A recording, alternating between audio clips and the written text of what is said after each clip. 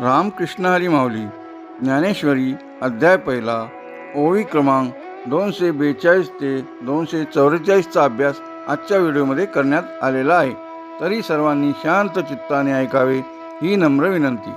ऐसे पार्थती अवसरी म्हणे देवा अवधारी, या कल्मशाची थोरी सांगेन तुझ। या ओवींचा अर्थ पुढील प्रमाणे आहे। अर्जुन येथे कुलक्षयाचा दोष किती मोठा असतो हे उदाहरणासह समजावून सांगत आहे। कुलक्षयाचा म्हणजे वंशाच्या नाशाचा। अर्जुन म्हणतो, हे देवा ऐका, या पापाचे भीषण परिणाम किती मोठे आहेत ते मी तुम्हाला सांगतो। जेव्हा कुळाचा नाश होतो तेव्हा त्या कुळातील सनातन परंपरा आणि धर्म नष्ट होतात आणि एकदा का धर्म नष्ट झाला की उरलेल्या संपूर्ण कुळाला अधर्म ग्रासून टाकतो। जैसे काष्टे काष्ट मथिजे, हे तवनी एक उपजे, तेने काष्ट जात जाळीजे प्रज्वलिनी। या ठिकाणी अर्जुन एक सुंदर उदाहरण देतो।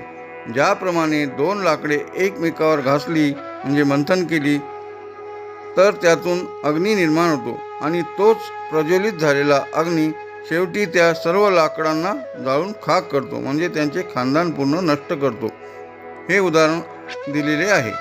तैसा गोत्रीची परस्परे, जरी वधू घडे मत्सरे, तरी तेने महादोषे घोरे कुळची नाशी। या ओवींचा अर्थ पुढील प्रमाणे। तसेच जेव्हा एकाच गोत्रातील माणसे मत्सरापोटी एकमेकांचा वध करतात तेव्हा त्यातून निर्माण होणाऱ्या घोर पापामुळे संपूर्ण कुळाचाच नाश होतो। अर्जुनाचा हा विषण्ण विचार त्याच्या मनातील गोंधळ आणि करुणेतून निर्माण झालेला आहे। ज्ञानेश्वर माऊली ज्ञानराज माऊली तुकाराम, ज्ञानेश्वर माऊली ज्ञानराज माऊली तुकाराम तुकाराम तुकाराम। बोला पुंडलिक वरदे हरी विठ्ठल, श्री गुरु ज्ञानदेव तुकाराम, पंढरीनाथ भगवान की जय, माऊली ज्ञानेश्वर महाराज की जय।